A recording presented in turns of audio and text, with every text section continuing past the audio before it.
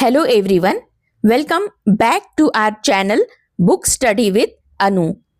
In our last video, we have studied part 1 of the lesson My Childhood, which is included in Beehive class 9th English book. As we knows that this lesson is an extract from the book Wings of Fire, which is written by Dr. APJ Abdul Kalam, the Missile Man of India. In today's video, we will study part 2 of this lesson. So, let's start. Page number 70. Point number 6. One day, when I was in the 5th standard at the Rameshwaram Elementary School, a new teacher came to our class. एक दिन जब मैं Rameswaram elementary school में 5वीं कक्षा में था, तब हमारी क्लास में एक नए टीचर आए. I used to wear a cap which marked me as a Muslim, and I always sat in the front row next to Ramanatha Shastri, who wore the sacred thread. मैं एक टोपी पहनता था जिसने मुझे एक मुस्लिम के रूप में चिन्हित किया था, और मैं हमेशा रामनाथ शास्त्री के बगल में आगे की पंक्ति में बैठता था जिसने पवित्र धागा पहना था. सैक्रेड थ्रेड यानी पवित्र धागा, या जिसे हम जनेऊ भी कहते हैं. The new teacher could not stomach a Hindu priest son sitting with a Muslim boy. नए शिक्षक एक मुस्लिम लड़के के साथ एक हिंदू पुजारी के बेटे का बैठना सहन नहीं कर सके. कुड नॉट स्टोमैक मतलब सहन न कर पाना. Could not tolerate. In accordance with our social ranking as the new teacher saw it, I was asked to go and sit on the back bench. हमारी सामाजिक रैंकिंग के अनुसार जैसा कि नए शिक्षक ने देखा था, मुझे जाकर पिछले बेंच पर बैठने के लिए कहा. I felt very sad and so did Ramnath Shastri. मुझे बहुत दुख हुआ और रामनाथ शास्त्री को भी. He looked utterly downcast as I shifted to my seat in the last row.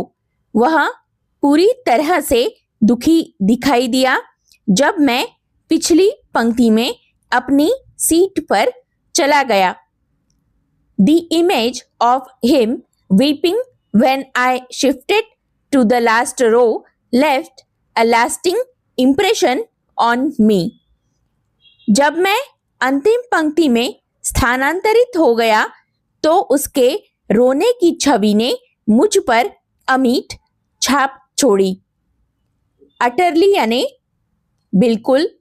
Downcast मतलब उदास या निराश. इंप्रेशन यानी छाप या प्रभाव. आगे बढ़ते हैं.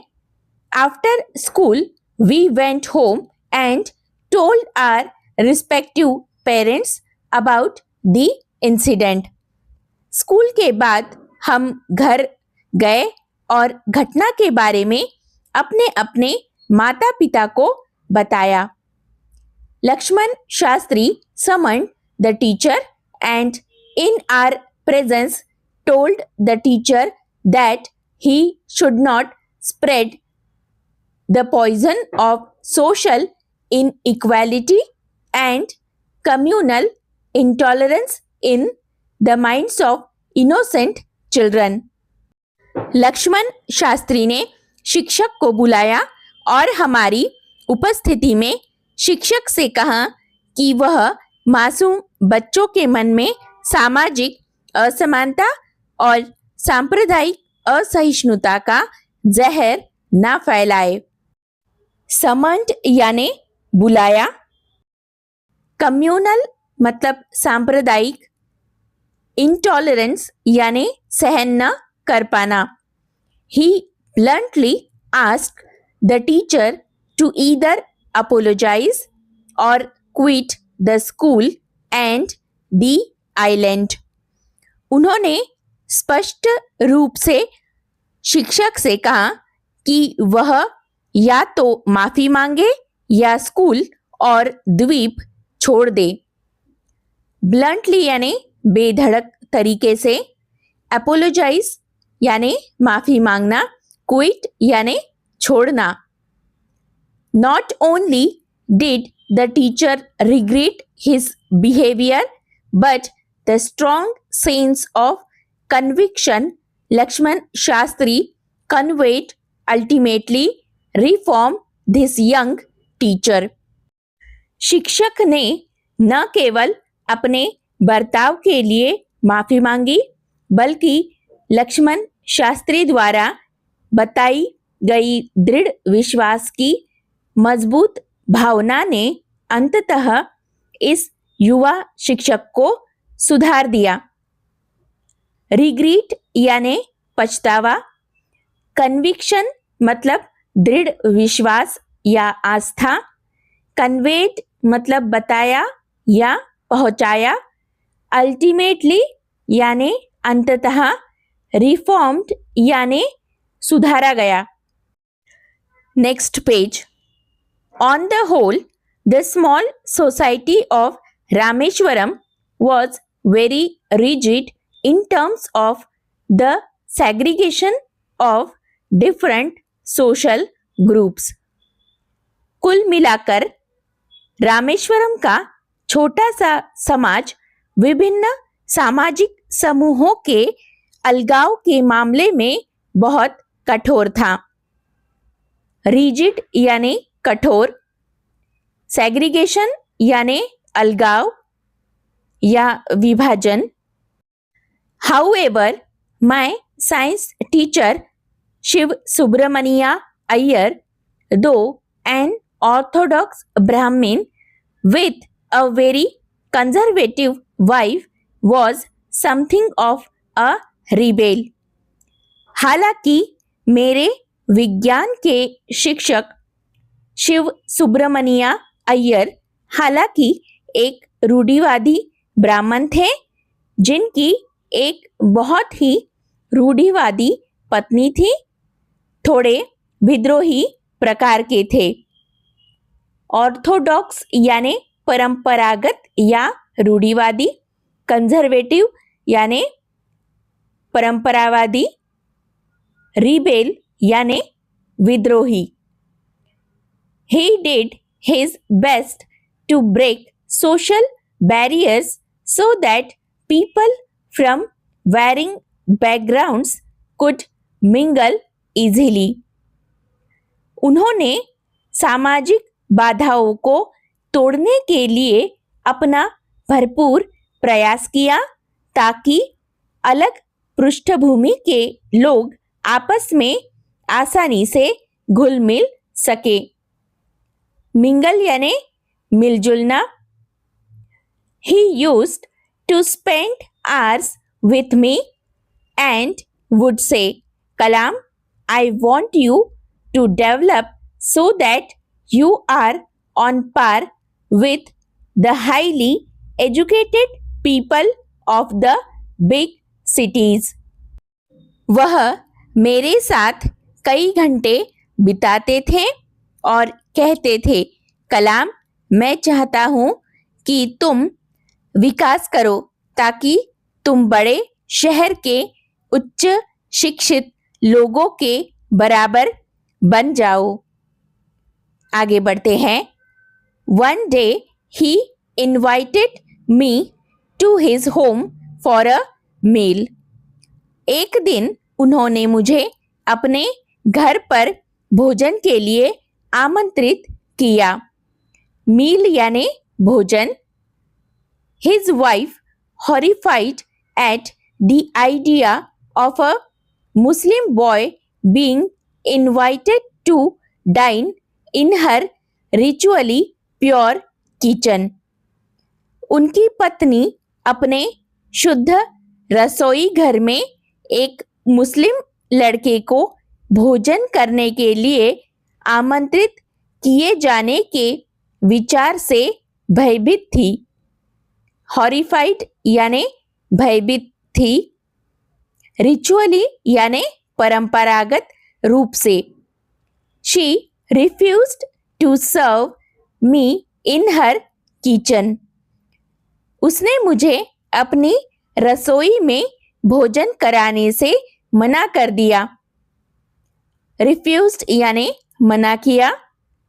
Shiv Subramanya Iyer was not perturbed, nor did he get angry with his wife, but instead served me with his own hands and sat down beside me to eat his meal.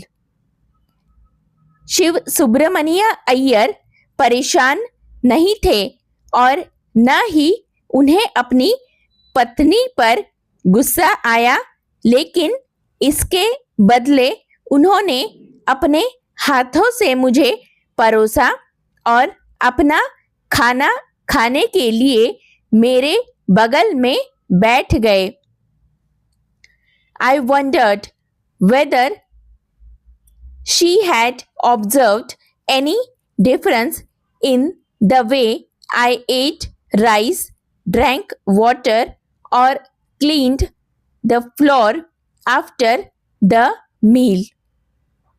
उनकी पत्नी हमें रसोई घर के दरवाजे के पीछे से देखती रही। मैंने सोचा कि क्या उन्होंने मेरे चावल खाने, पानी पीने या भोजन के बाद फर्श साफ करने के तरीके में कोई अंतर देखा था। वंडर्ड यानी सोचा, ऑब्जर्व्ड यानी देखा। When I was leaving his house, Shiv Subramania Iyer invited me to join him for dinner again the next weekend. जब मैं उनके घर से जा रहा था तो शिव सुब्रमण्या अय्यर ने मुझे अगले सप्ताहांत फिर से उनके साथ डिनर के लिए शामिल होने के लिए आमंत्रित किया। वीकेंड यानी शनिवार और रविवार। Observing my hesitation, he told me not to get upset, saying once you decide to change the system, such problems have to be confronted. मेरी झिझक देख उन्होंने मुझसे कहा कि परेशान ना हो। उन्होंने कहा, एक बार जब आप व्यवस्था बदलने का फैसला कर लेते हैं तो ऐसी समस्याओं का सामना करना पड़ता है। कन्फ्रंटेड यानी सामना किया। अपसेट यानी दुखी। हेजिटेशन यानी झिझक। When I visited his house the next week, Shiv Subramania Iyer's wife took me inside her kitchen and served me food with her own hands. जब मैं अगले हफ्ते उनके घर गया तो शिव सुब्रमण्या अय्यर की पत्नी मुझे अपनी रसोई के अंदर ले गई और अपने हाथों से मुझे खाना परोसा। सर्व्ड यानी परोसा। Then the Second World War was over and India's freedom was imminent. तब द्वितीय विश्व युद्ध खत्म हो गया था और भारत की स्वतंत्रता आसन्न थी। इमिनेंट यानी शीघ्र होने वाला। Indians will build their own India declared Gandhi ji. तब गांधी जी ने घोषणा की भारतीय अपने खुद के भारत का निर्माण करेंगे। The whole country was filled with an unprecedented optimism. पूरा देश एक अभूतपूर्व आशावाद से भर गया। डिक्लेयर्ड यानी घोषणा की, अनप्रेसिडेंटेड मतलब अभूतपूर्व, ऑप्टिमिज्म यानी आशावाद। I asked my father for permission to leave Rameswaram and study at the district headquarters in Ramanathapuram. मैंने अपने पिता से रामेश्वरम छोड़ने और रामनाथपुरम में जिला मुख्यालयों में अध्ययन करने की अनुमति मांगी। हेडक्वार्टर्स यानी मुख्यालय। Next page. He told me as if thinking aloud, Abul, I know you have to go away to grow. उन्होंने मुझे बताया जैसे कि जोर से सोच रहे हो। अबुल, मैं जानता हूं कि आगे बढ़ने के लिए आपको दूर जाना पड़ेगा। Does the seagull not fly across the sun alone and without a nest? क्या समुद्री पक्षी अकेले और एक घोंसले के बिना सूरज के पार नहीं उड़ते हैं? सीगल यानी समुद्री पक्षी। He quoted Khalil Gibran to my hesitant mother, your children are not your children. उन्होंने मेरी संकोची माँ को खलील जिब्रान का उदाहरण दिया। तुम्हारे बच्चे नहीं हैं। They are the sons and daughters of life's longing for itself. वे खुद के लिए जीवन की लालसा के बेटे और बेटियां हैं। लाइफ्स लॉन्गिंग यानी जीवन की गहरी इच्छा या लालसा। They come through you but not from you. वे आपके माध्यम से आए हैं लेकिन आपसे नहीं। You may give them your love but not your thoughts. आप उन्हें अपना प्यार दे सकती है लेकिन अपने विचार नहीं। For they have their own thoughts, क्योंकि उनके अपने विचार हैं। APJ Abdul Kalam, an extract from wings of fire. एक बहुत ही इंस्पायरिंग स्टोरी थी। वीडियो अगर अच्छा लगा हो तो please like, share and comment. अगले वीडियो में हम इस लेसन के हार्ड वर्ड्स के मीनिंग समझेंगे। वीडियो ज़रूर देखिएगा।